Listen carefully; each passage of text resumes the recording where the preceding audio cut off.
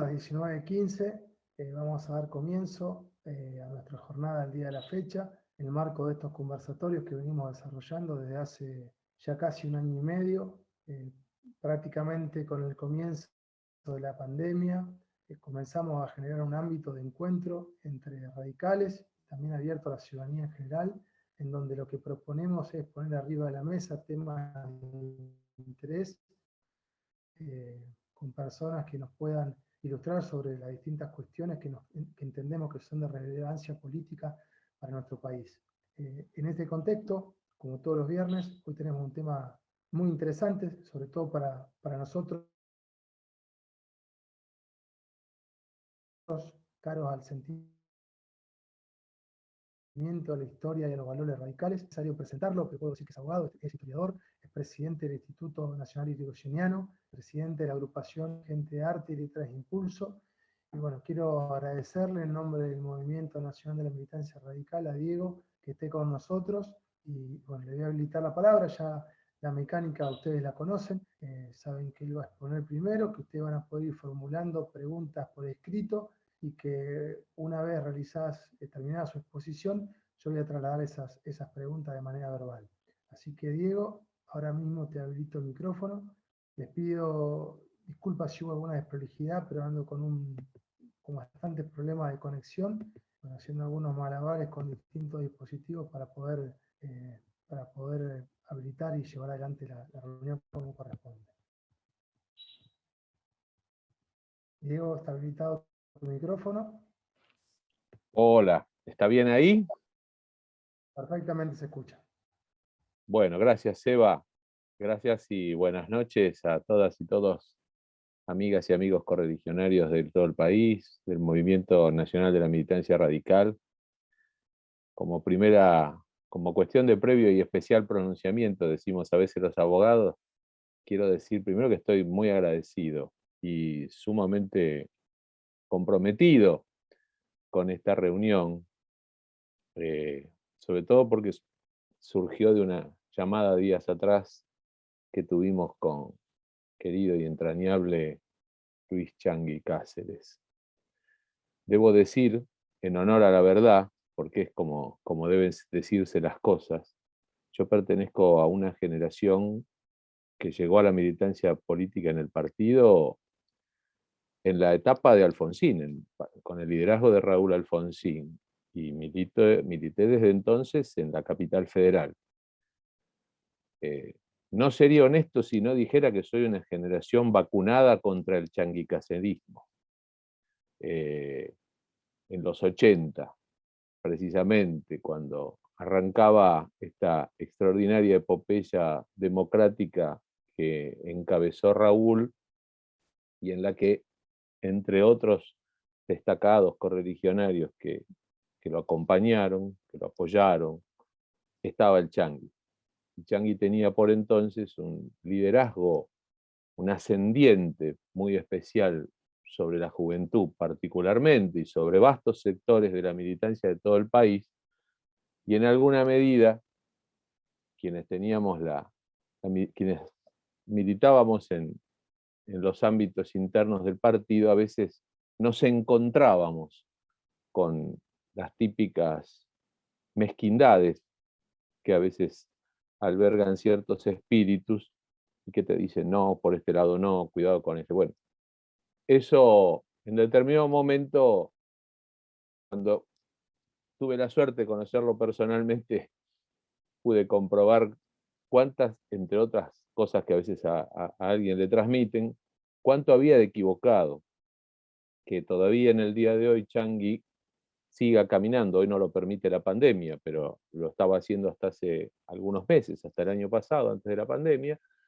caminando el país, poniendo empeño, poniendo el cuero para la reconstrucción partidaria, tratando de insuflar una mística que hoy se demuestra en un encuentro de estas características virtuales, habla a las claras de la elevada calidad moral personal que tiene Changui. Yo además tuve la suerte de compartir la convención nacional con Changui, donde lo pude ver en en momentos difíciles también para el partido, pero claramente siempre con un espíritu constructivo y fraternal hacia todos los radicales. Debo decir que no lo vi nunca en una actitud que pudiera merecer el descrédito o la bajada de mano tan típica en la política contemporánea. Así que estoy muy agradecido de que Changi me haya hecho el honor de invitarme a esta reunión de ustedes. Muchos son amigos, con mayor o menor frecuencia nos hemos topado, hemos compartido espacios en estos últimos años. Con algunos tenemos un contacto y un trato más habitual, más frecuente, con lo cual a veces esa cercanía hace que estemos más involucrados, que hayamos podido compartir opiniones y pareceres sobre el presente y sobre el futuro del partido, aunque claro, el tema de la charla de hoy parece tener mucho que ver con el pasado. Sin embargo, tiene más que ver con el presente, que a mí me gusta situarme en el pasado, pero no para hacer una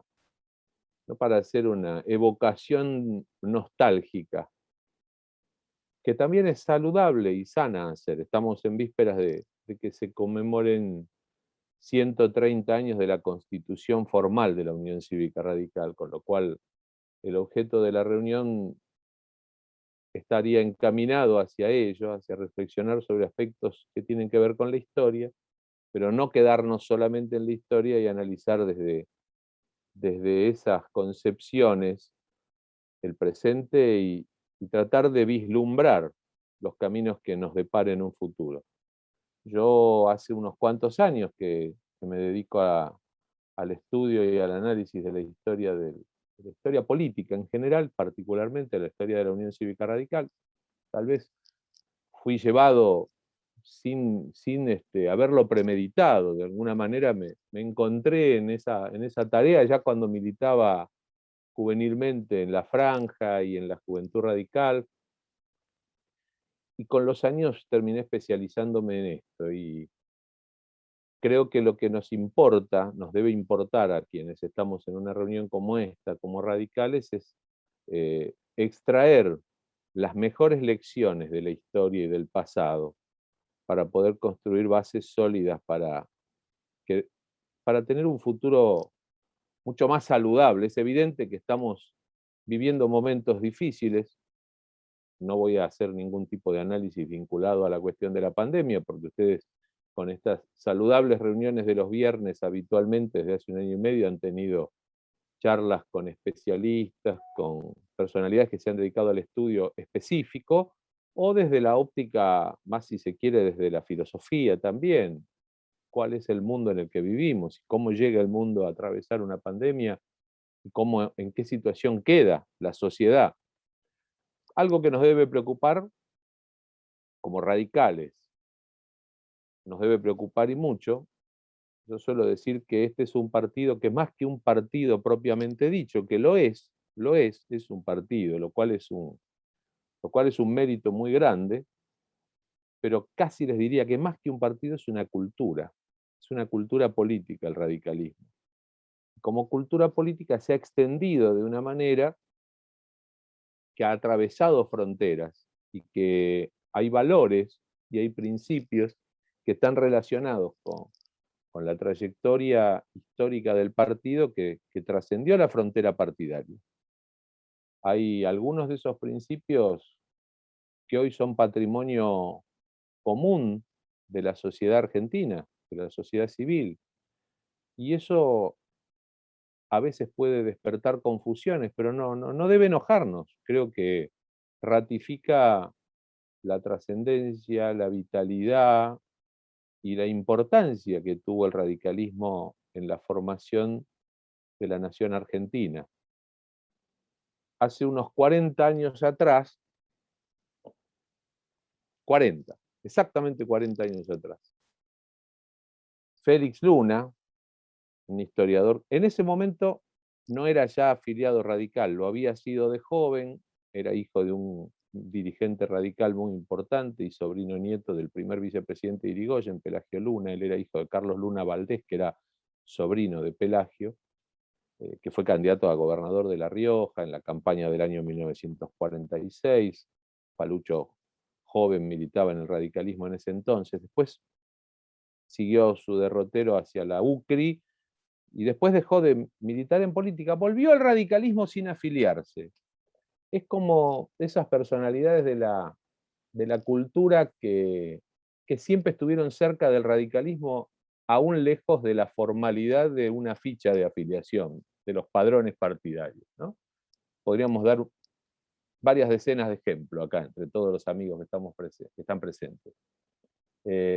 Falucho, que uno de los grandes servicios que hizo a la patria fue crear la revista Todo es Historia, que supervivió en edición papel 50 años y que hoy sigue existiendo, pero en modalidad virtual, mediante suscripción. En el año 1981 preparó una edición especial por los 90 años del radicalismo. Es decir, hace 40 años exactos, escribe en la página que se reservó para él: tener un partido como la Unión Cívica Radical es un lujo. Lo estaba diciendo desde una convicción profunda, pero no desde el compromiso militante. Lo decía desde la perspectiva del publicista, del escritor, del historiador, del interesado en la memoria histórica del pueblo y en la formación de nuestra historia nacional. Tener un partido como la UCR es un lujo. Y yo digo lo mismo, yo estoy de acuerdo con eso. Me comprenden las generales de la ley, no es una opinión imparcial, soy un afiliado radical, fui un militante, ya no lo soy. Algunas veces tuve mayor o menor incidencia en algunas cuestiones, pero yo creo que desde la perspectiva que nos brinda el estudio de la historia, coincido con la afirmación de Falucho, al que tuve la suerte de conocer y que me abrió las puertas de su revista, y más de una vez conté con su apoyo para alguna iniciativa. Y porque además creo, lo tienen dicho pensadores clásicos, que es mucho más respetable que lo que pueda decirles yo a ustedes. Marco Tulio Cicerón, el príncipe de la oratoria romana, dijo: historia magistra vitae, historia maestra de la vida. Benedetto Croce escribió: la historia es una maestra sin discípulos, pero es una maestra, ¿no? O sea, claramente de la historia se aprende. Entonces creo que el sentido de los que nos dedicamos a la historia tiene un sentido eminentemente docente, la función, la misión que tratamos de desarrollar y de desempeñar a diario.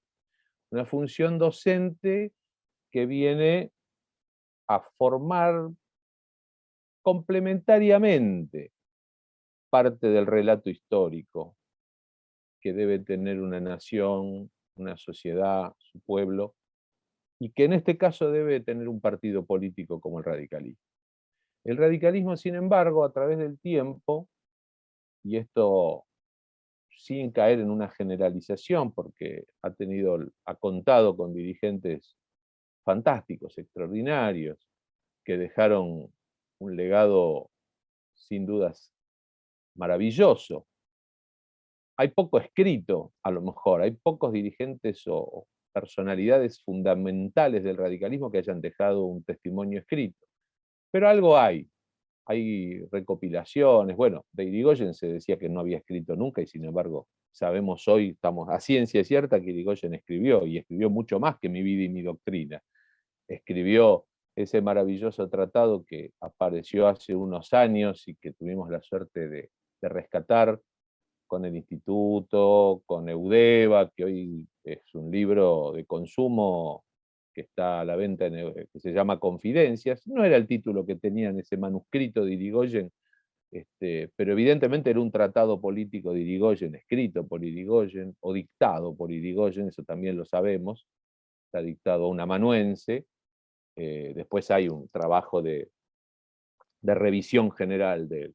Y creo que ahí es donde encontramos que todas esas personalidades que marcaron la vida de la Unión Cívica Radical, Alem, Irigoyen, Levenson, fundamentalmente Levenson, Alfonsín, dejaron testimonios, dejaron sus lecciones, sus enseñanzas, que nos permitieron armar un corpus doctrinario, un corpus ideológico, más allá de que el radicalismo, que es un poco el heredero de la revolución del 90, yo siempre digo que la revolución del 90, aunque nosotros nos la apropiamos y la tenemos en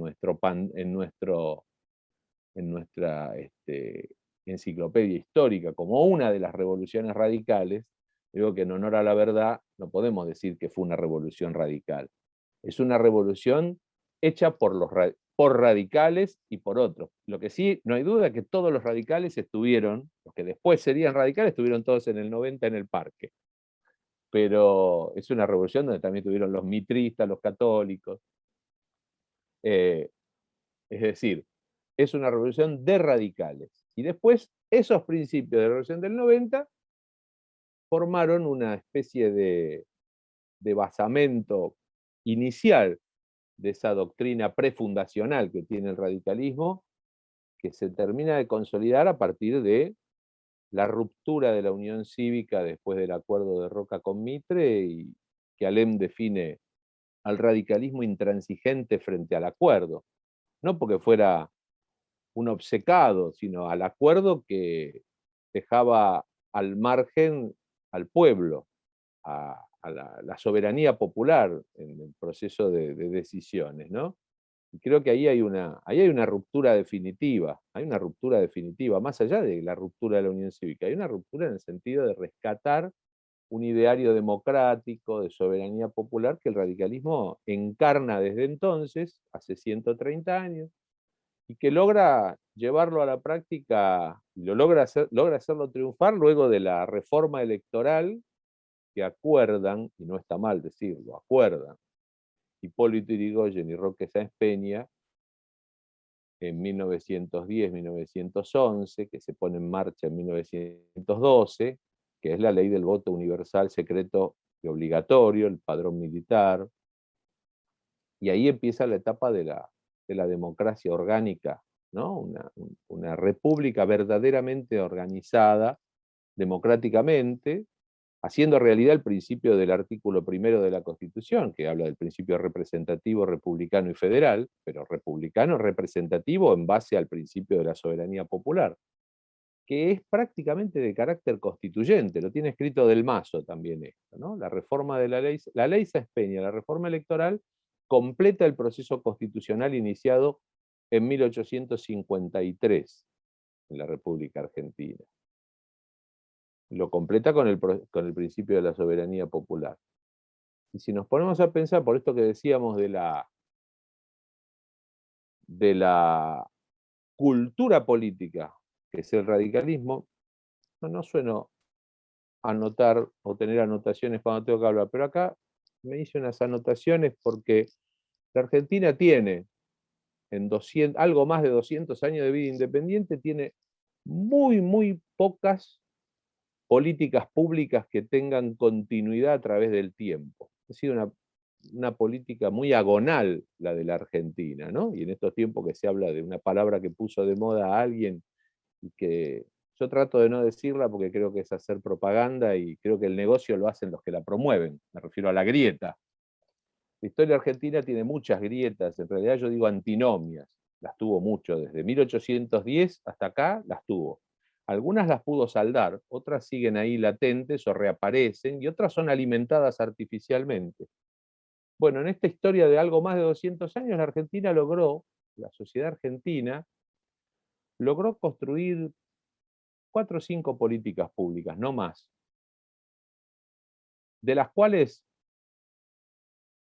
yo diría 3, 4 son claramente legado del radicalismo, claramente. Una de ellas la acabo de mencionar, la República Democrática, el principio de la soberanía popular para la organización de la República, el voto universal, secreto, obligatorio. Es un principio que tampoco fue pacífico, no fue pacífico, fue muy discutido, fue muy combatido el voto, fue muy combatido, corrió mucha sangre. A los que hoy se rasgan las vestiduras con las grietas, a veces me gustaría reflexionar, ¿cuánta sangre corrió en la República en las revoluciones del siglo XIX y aún en el XX? El trágico golpe militar del 6 de septiembre de 1930, que pretendió retrotraer la Argentina a una situación pre-Ley Sáenz Peña, que tuvo el sueño peregrino de un dictador que pensaba reformar la Constitución para convertirla en una especie de sucedáneo de la organización de los estados corporativistas, como que empezaban a tener algo de auge en Europa, en España, en Italia. Sin embargo, un proyecto fracasado, pero que retrasó el desarrollo democrático argentino una cincuentena de años, a través del fraude, a través de la proscripción, a través de la violencia, de la dictadura. Bueno, esa es una de las grandes políticas de Estado que tuvo la Argentina, que después de 50 años, de inestabilidad y de discusión de esa gran política de Estado, que el radicalismo planteó, casi diría, de una manera, está en el ADN del radicalismo. Si surgió la vida política del radicalismo fue precisamente por la República Democrática y por el derecho del sufragio popular. Y la logra consolidar 53 años después de la ruptura del 30, el radicalismo de nuevo, bajo un liderazgo diferente, renovador, inspirado, en otro contexto histórico, otra coyuntura, pero vuelve a hacerlo el radicalismo, de la mano de Raúl Alfonsín y de una generación que Changuí y otros amigos que están acá integran, que deben por ello sentirse profundamente orgullosos, y que creo que es un enorme legado para la Argentina. Y ahí hay esa política pública que por suerte no está en discusión. Cada tanto alguien aparece por ahí con algún artículo o a lo mejor con algún columnista o panelista, y que están de moda los panelistas, pero la democracia no está en tela de discusión, no está en tela de juicio. Y esa es una de las grandes políticas de Estado que el radicalismo legó a la República en 130 años de vida. Es un partido que tuvo 130 años de vida y gobernó 20 años, 25 años. Es poco, si uno lo piensa, pero el aporte del radicalismo fue tan profundo, tan fundamental, tan importante, que explica de por sí, aún en el avatar, en los avatares que le han dado éxitos y fracasos, y que ha pasado más tiempo en la oposición y en el llano que en el ejercicio del gobierno, el saldo es positivo desde todo punto de vista, desde el punto de vista histórico por lo menos, y desde el punto de vista institucional. Y me acuerdo de otra política pública que también, yo me atrevería a decir revolucionaria, que fue la reforma universitaria. Los principios de la reforma universitaria que surgieron en 1918 en Córdoba y que después fueron recogidos en otras casas de estudio, por una generación de estudiantes, de intelectuales, que trascendió las fronteras y irradió por toda América, hasta también llegar incluso a poner a tener algo de trascendencia en lo que fue el Mayo francés 50 años después, es en un gobierno radical, es bajo el liderazgo de Hipólito Yrigoyen. ¿Fue pacífico el proceso reformista? No, ¿qué va a ser pacífico? ¿Qué va a ser pacífico? Para nada, para nada. Algunos de ustedes acá han sido dirigentes reformistas, han luchado por los principios de la universidad autónoma, cogobernada, con libertad de cátedra, con la extensión universitaria. Y saben que la reforma fue muy cuestionada. Y fue recién en 1983, pero en gran medida también bajo el gobierno radical de Raúl Alfonsín, se consolidan los principios de la reforma y se puede decir que se logra al menos un consenso básico para que los principios reformistas dejen de estar en discusión permanente, porque en los 30, en los 40, en los 50, muchas corrientes políticas, conservadores, peronistas, militares, vieron en la reforma universitaria o en los principios alumbrados por la reforma universitaria el germen de la disolución nacional, o de la disolución de los valores del ser nacional. Algunos se van a acordar del término, del concepto del ser nacional, del que tanto se habló y con el que tanto batió el parche la intelectualidad de derecha o de derecha reaccionaria, si se quiere. Otra política pública fundamental, mucho más cercana a nosotros en el tiempo, y por ello muchos de los que están acá tienen algún protagonismo seguro en ella, porque han tenido niveles de responsabilidad, la política de derechos humanos. Los derechos humanos como una garantía superlativa no era así a lo largo del siglo XIX y del siglo XX, hasta que Alfonsín sentó las bases de una democracia asentada en el principio de la justicia y de la memoria y de la justicia.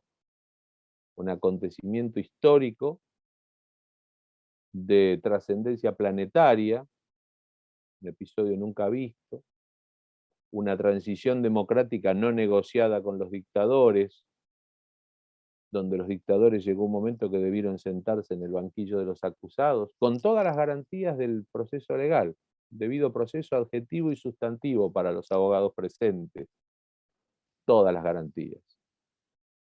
Pero ese principio de no impunidad que consagra Alfonsín y la Unión Cívica Radical a partir de la refundación democrática del 83, también es motivo de orgullo. Hay una o dos políticas públicas más que no las voy a mencionar, pero, o si las menciono al pasar, que nosotros tenemos a lo mejor algo que ver, pero no fueron inspiradas por el radicalismo propiamente dicho. Una es la ley 1420, la educación laica, común, gratuita y obligatoria. El radicalismo siempre honró los principios de la ley 1420, pero la ley 1420 es de la generación del 80. Y es de inspiración sarmientina, y como nosotros somos radicales, y Alem e Irigoyen y Aristóbulo del Valle se formaron bajo el influjo de Sarmiento, yo creo que tenemos que reivindicarlo, pero no podemos decir que fuera un principio radical. El radicalismo honró a través de su historia, desde el gobierno y desde la oposición, los principios de la educación general, laica y obligatoria. Nos llena de orgullo eso también. Pero básicamente, y para que no se haga tan largo y a lo mejor los aburra y tal vez ustedes quieran hacer comentarios, lo vamos a escuchar, espero escucharlo a Changi seguramente. Pero yo creo que además los radicales, a veces me cuesta, yo sigo siendo radical, no renuncio, puedo tener discusiones, puedo tener matices en la interpretación de los momentos históricos. Me gustaría un radicalismo más protagonista, más presente, no tan diluido, no tan aguachento, más puro. Pero yo creo que el radicalismo sí sigue teniendo, por razones morales, un peso cualitativo en el sistema político argentino más importante que el número de seguidores, o el número de afiliados, o de la cantidad de votos que saque, o la cantidad de legisladores que sienten las bancas. Creo que tiene una condición imprescindible en la vida política argentina el radicalismo desde su fundación, que además lo justifican ante la historia. Ha sido un agente pacificador y de búsqueda permanente del bien común, algo de lo que se habla poco en la política argentina de los últimos años. El bien común, que el preámbulo de la Constitución dice el bienestar general.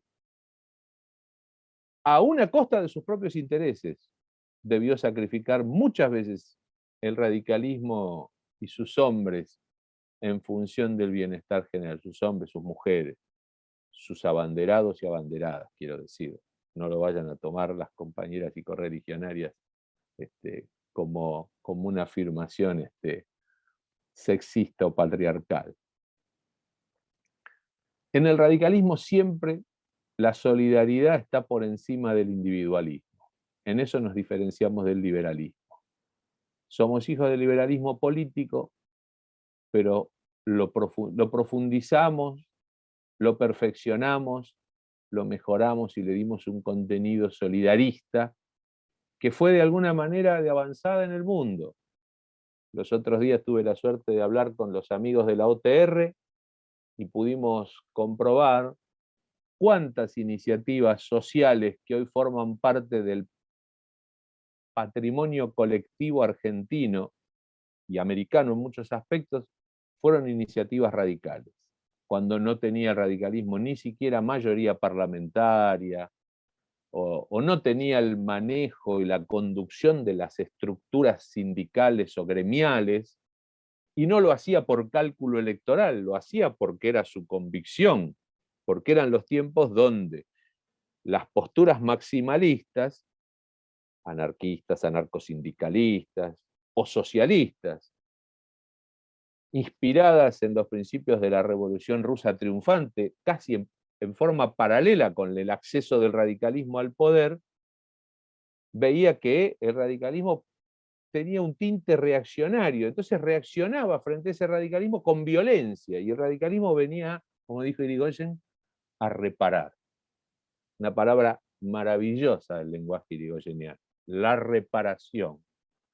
Ni a tomar venganza, venía a reparar injusticias, a reparar inequidades, y eso creo que sigue siendo o debería seguir siendo, el leitmotiv característico de la Unión Cívica Radical, la reparación institucional, moral y social de la República Argentina.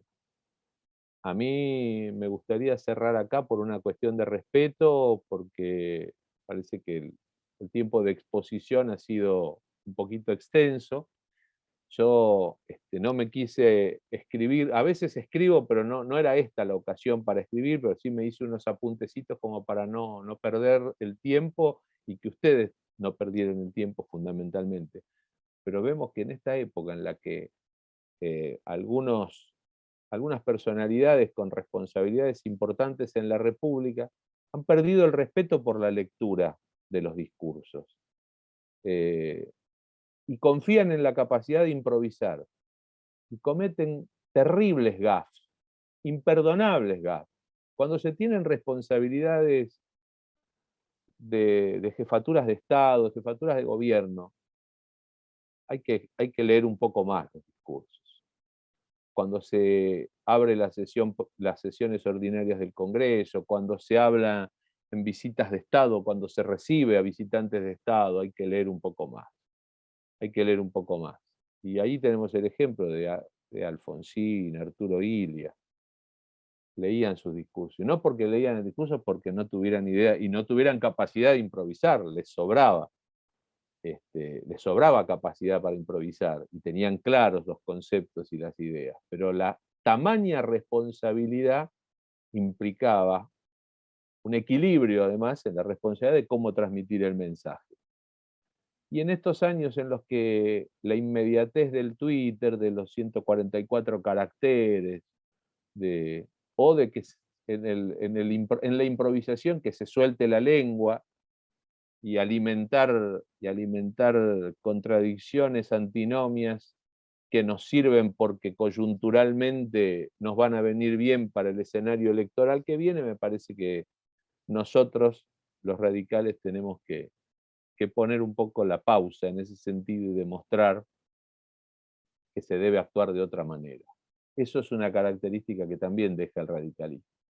El radicalismo en el gobierno y el radicalismo en la oposición, independientemente de la situación que le tocara afrontar, el radicalismo siempre, sus hombres, sus representantes, sus mujeres, hicieron honor a la responsabilidad institucional que tenían como radicales. No hablaban por ellos, sino que hablaban por la Unión Cívica Radical.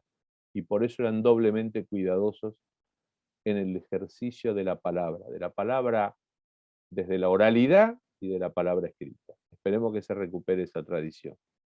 Yo hasta acá les agradezco enormemente y a disposición para lo que necesiten. Muchísimas gracias, Diego. La verdad que un gusto escucharte para todos nosotros.